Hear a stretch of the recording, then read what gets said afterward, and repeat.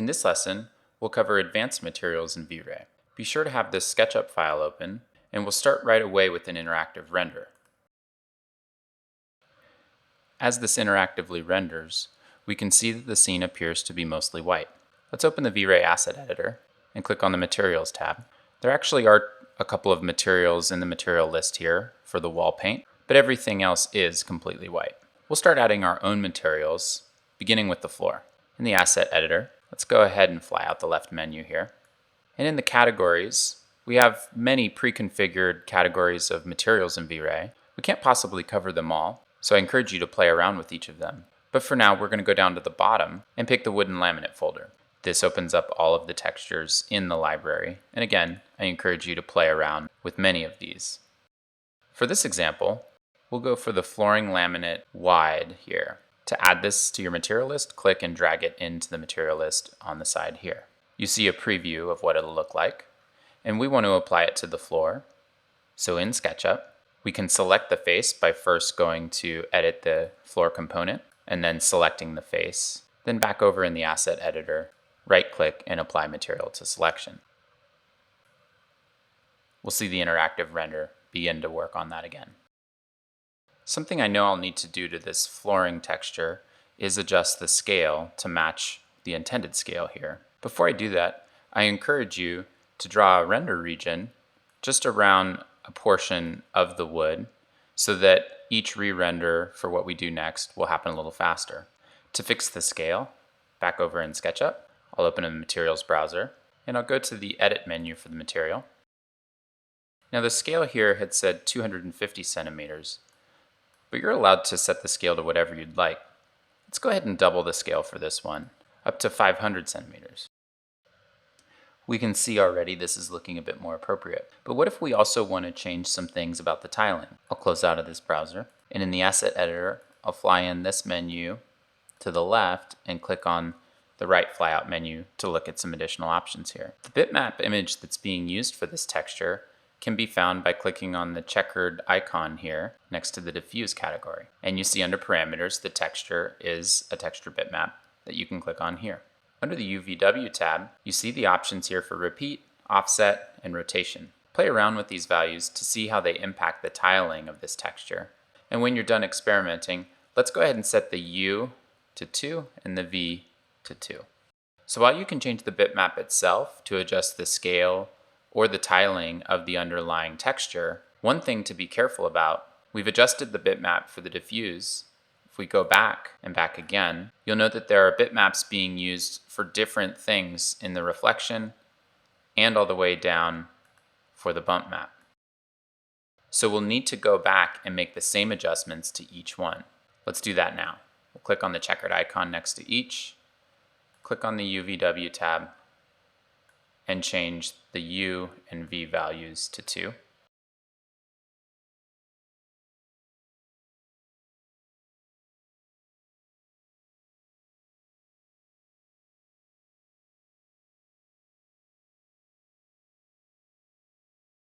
Once you've matched the parameters for all 4 bitmaps that are being applied to this texture, you can start to see that there's not a lot of reflection going on the floor.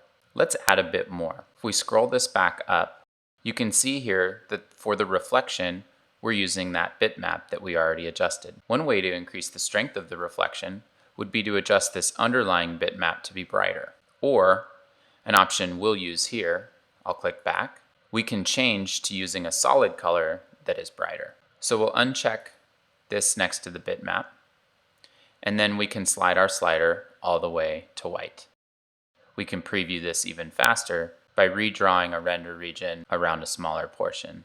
And I can see here that the strength of my reflection is increasing nicely. There are more changes that I'll want to make to the floor, but for now, I'll disable the render region and let the interactive render re-render the whole scene.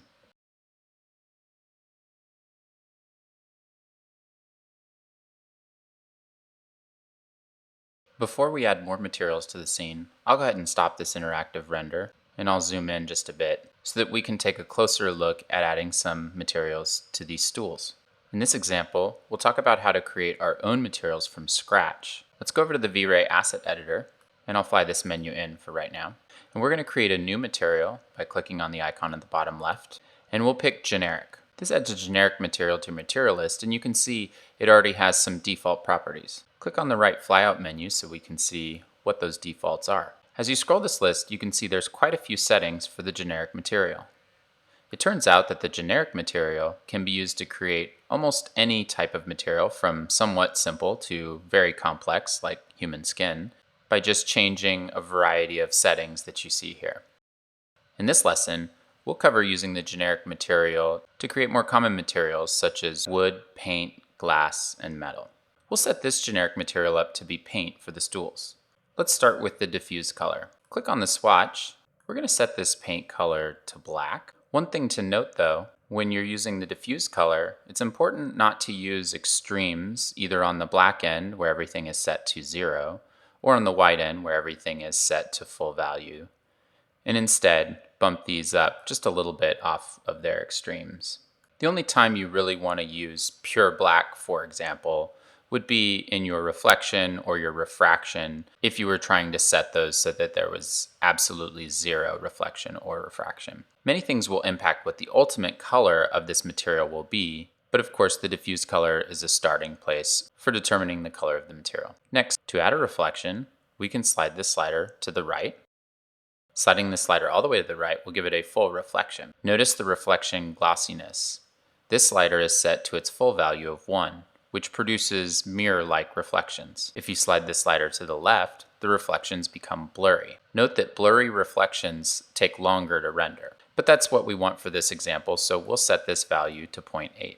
Next, I want to create one more similar paint color, but rather than starting from a new material, we can duplicate the one we have to give us a useful starting point. To do that, right-click on the generic material and pick the option for duplicate. For this duplicated material, we're going to make this a yellow paint. We can do that by going to the diffuse swatch and picking a yellow color. Once you have something you like, let's go ahead and rename both colors. You can do that by right-clicking on the color. With those materials all set up, let's apply them to the stools. First, to preview things more quickly, I'll draw a region render around just those stools, and I'll restart my interactive render. Then in SketchUp, I'll make sure that I'm out of any other components, and I'll go into these components and apply the paint. For the first stool, we add black paint everywhere except for the top. For the second stool, we'll add the black paint to just these two pieces here. And then we'll add the yellow paint to the chair legs. Plus we'll add the black paint to the top. Next, we'll create our own wood for the table and for the stool top here. I'll go ahead and stop the interactive render. I'll disable the region render and zoom back out. To create the wood, we'll start with the generic material as before, and we'll fly out the right menu. Instead of choosing a diffuse color, we'll use a bitmap. Go ahead and click on that icon, and then let's choose bitmap from the list here. From the assets folder you've been given, choose the wood_diff.jpg and click open. Then go ahead and click back, and you'll see the render here. We'll leave these other values in the diffuse area alone for now. Next, let's take a look at the reflection. For the reflection, let's slide this diffuse slider up about 2/3 of the way. You'll see the preview update, and while you can see the reflection there, this is a bit unrealistic. It would be hard to get a polish this mirror-like on this piece of wood. We'll fix that. In the reflection glossiness, let's go ahead and click on this texture icon here, and we'll set this to a bitmap. Pick the wood gloss JPEG that you've been given, and then go ahead and back out and let this re-render so you can see the effect that it has. And while this gives the underlying wood a more realistic polish, I still would like to apply a varnish that does give it more reflection. To do that, in the upper right hand corner there's this plus symbol. Go ahead and click on it, and we'll pick reflection from the list. Tore down this reflection, and you can see here there's a set of parameters that are applying the reflection on top of the other underlying material. For this finish, let's go down to the glossiness tab, and we'll blur the reflection by setting this value to 0.85. Once you're happy with the material, let's go ahead and rename it. And then we'll apply it to the table and the stool top. But before we do, let's make sure and draw another region render around just the table and restart our interactive render. And then we can go ahead and apply the material to the table, and then also to the chair.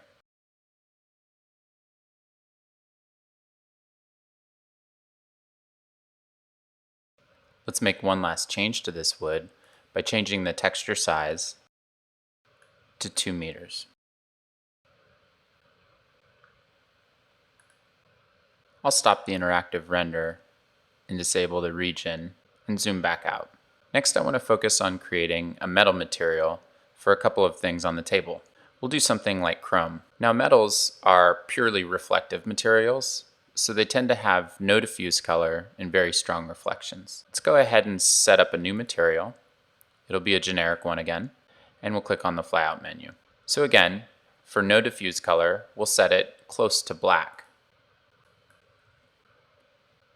And for the reflection, we'll set it almost all the way to white, again, trying to avoid the extremes. So with no diffuse color and a strong reflection, we still don't have things looking quite like metal. It's a little closer to a plastic or a shiny paint. That's because we need to change the Fresnel value. The Fresnel value, by default, is set to 1.6. This basically says that surfaces that are facing the camera or parallel to the camera will be more reflective than surfaces that are facing away. Metals are different though. Often, their reflections are fairly similar no matter what their orientation to the camera is. So let's do this. First, we want to unlock the Fresnel value here so that we can change it. And let's set this one to 20. Notice the difference. We have something that looks a lot more like a chrome. I'll go ahead and rename this now. And then let's go ahead and apply this to a few things on the table. We'll do the paint can.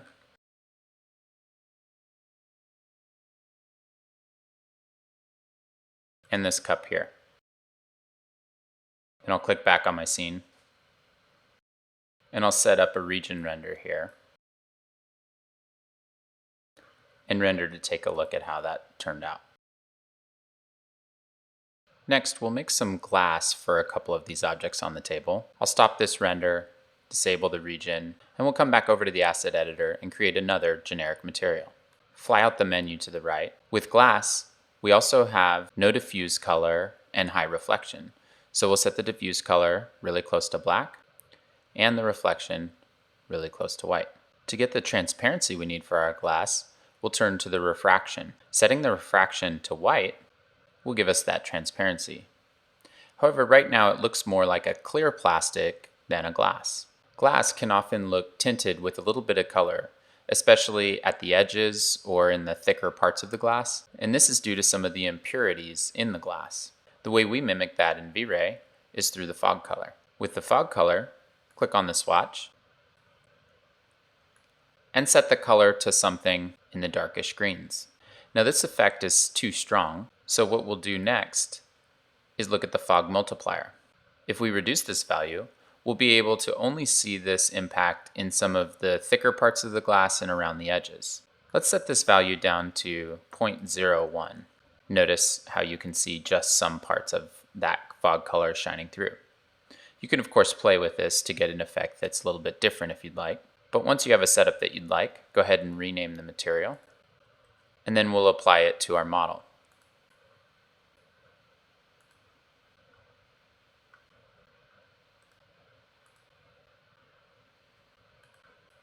Then click back on the scene, and in your frame buffer, draw a new region and re-render. In general, it's always best to use a pre-existing material from the V-Ray material library when possible, and then know that you can adjust its settings to your tastes. Of course, you can also create your own generic material as we've done here when you know exactly what you want to make. Sometimes though, you will need some other types of materials, and although it's recommended that you tend to either use your own generic materials or something from the material library, we do want to take a look at some other materials you can create on your own for your projects. Let's explore first by adding a material, and this time we'll choose emissive. Emissive materials are good for things that will emanate some light. For example, displays, LED lights, and some other low light emitters. I'll click on the flyout menu and twirl down the emissive option, and for the most part, you'll be adjusting these three parameters here. You can play around with them to get a sense of what they do. For the emissive color, you can change the color of the light. For the intensity, You can make it much more or less intense. And for the transparency, you can make it a little bit more transparent or less. Play around with the options to get a good feel for how that would work. Next, let's take a look at the two-sided material. Click on the Add Material here and pick two-sided. The two-sided material is used to simulate transparency. So this can be helpful for things like leaves and grass, paper, or other thin tissue items. You'll see in the flyout to the right that you have a front and a back to this two-sided material. So that we have something to look at, let's set the front to our wall paint white. Now with the translucency slider, if you slide it to the left, it becomes less translucent, and if you slide it to the right, it becomes more so. So much so that you can see down through to the object underneath. When you haven't specified something for the back, V-Ray will default to using the same material that you specified for the front. But let's change that. Let's flip this one down, and let's pick the wall paint brown. Now you can see that the brown is shining through when the translucency is really high, or when the translucency is quite low, it's not shining through quite as much. So you can play around with these values to see how they interact with one another. The last thing, multiply by front. We'll multiply the effect using the diffuse color of the front texture.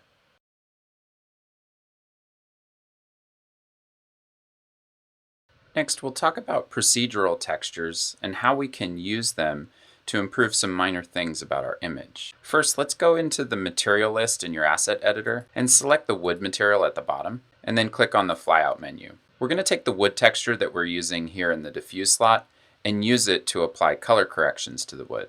So here's how that works. First, you can copy this texture that's being used in the diffuse slot. Just right-click on this icon here and select the option for copy. Then let's go ahead and actually click on that icon, and then click on the icon to the left here. We want to apply a color correction map. And you see here there's a slot here for texture. So for the color correction texture, let's right-click on this icon and paste. Now we've pasted that copied bitmap here in the color correction map.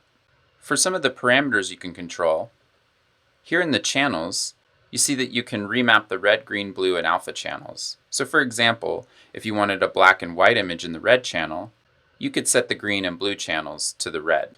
Scrolling down a bit further, you see there are some color options for hue, saturation, tint, and strength here, and then also some brightness and contrast values in the lightness section. For our color corrections, let's lower the brightness of this just a little bit, and then let's bump up the contrast a little bit. You notice in doing so, we've got an oversaturated image, so we can also lower the saturation just a bit. And then let's go ahead and also shift the hue a little bit more towards the yellow. Once you've got something you like, click on the back button. Then I'll zoom in here, draw a region around just a portion of the table, and render to see the difference. Next, let's use a procedural texture to add some detail to the wall. I'll draw a new region around just this part of the wall to begin with, so we can preview our work here. We can add some detail by first going into the material list and clicking on Wall Paint White. Scroll down and let's twirl out the option for Maps, and then go and twirl down the option for Bump Map. We want to check this option on so that we can use a bump map. And then we're going to use a procedural texture here in this texture slot. So go ahead and click on this icon here, and then let's scroll down and pick the option for noise. The bump map will change how the surface reacts to light by using black and white colors to modify the surface normal. Here we can see that the white areas of this noise texture would appear to be a little closer to the camera, whereas the black areas would be a little further away. This means that the light would have a varied effect across the surface. We'll leave the black and white colors alone since that's what the bump map uses to displace the normal. I'll go ahead and start an interactive render to make sure all the changes we make we can preview over here. Scroll down to the parameters. Under the type, you notice there are different types that we can apply here. Although for this example, we're going to leave it to the standard here of noise. The amplitude will affect the strength.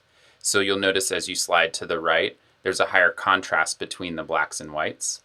Or if you slide to the left, then it's a little bit more dampened down.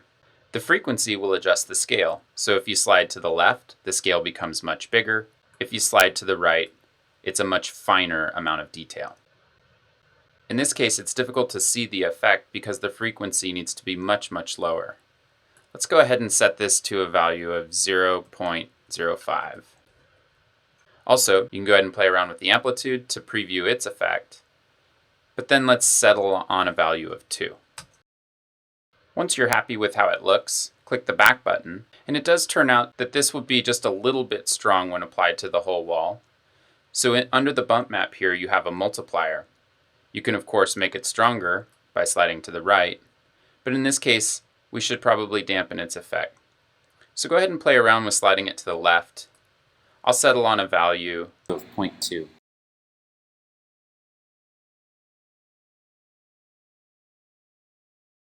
In this example, we'll continue to work on this wall, this time adding a displacement map. In the V-Ray Asset Editor, make sure you have Wall Paint White selected, and click on the Flyout menu.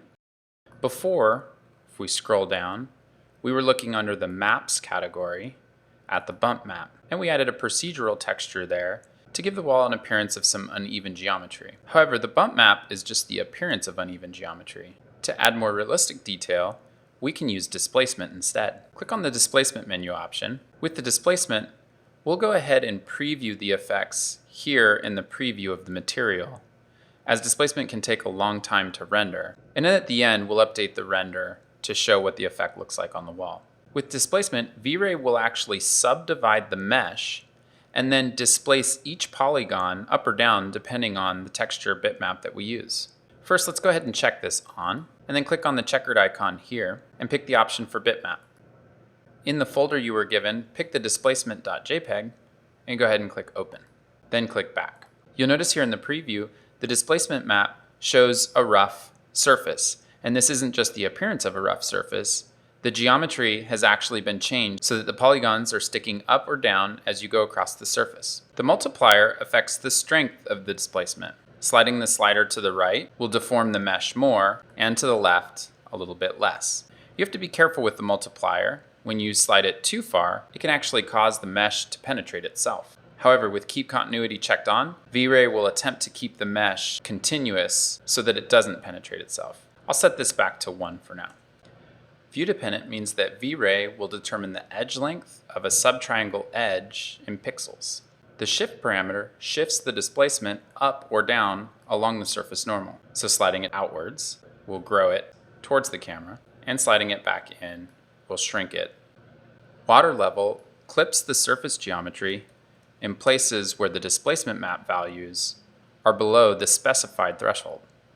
The max subdivs in edge length determine the quality of the displacement. Each triangle in the original mesh, in this example the wall, is subdivided into a number of smaller triangles. The more subdivisions you have, the more detail you have in the displacement, as well as longer render times and more RAM usage to keep track of all that extra geometry. The fewer subdivisions you have, the less detail in the displacement, but of course, faster render times and less RAM usage. It's worth pointing out though that the default values here can turn out pretty great for most situations.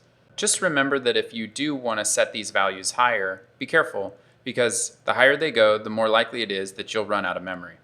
Go ahead and spend some time playing around with these values, and perhaps also let's preview them on the wall while you do. First, I would set your water level back to 0 before you decide to play around with that value further. And also, before you take more steps with the displacement parameters, let's go back over into the materials browser and let's edit the texture size here for the wall and set it to 5 meters. Then zoom in on the wall and use the region render to grab a small area of the wall to preview your changes on and start an interactive render. After you've had a chance to play around with the values, go ahead and copy the values I have here. Then you can stop your interactive render, clear your region, zoom back, and then click again to let V-Ray re-render your image.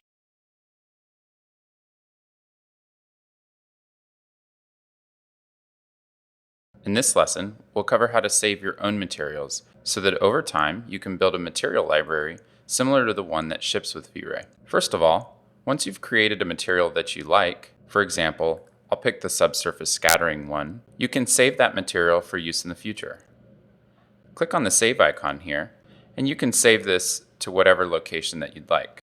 As you save more and more materials, you can also organize them into folders or categories that are grouped by material type. Now I'll delete this subsurface scattering, right-click and delete, so that I can show you that once you've saved a material, when you're on any project and you want to import a material for use, click on the import folder icon here, and then simply navigate to where that material is. It'll be a .vr mat file. Click open, and you've loaded it into your material list.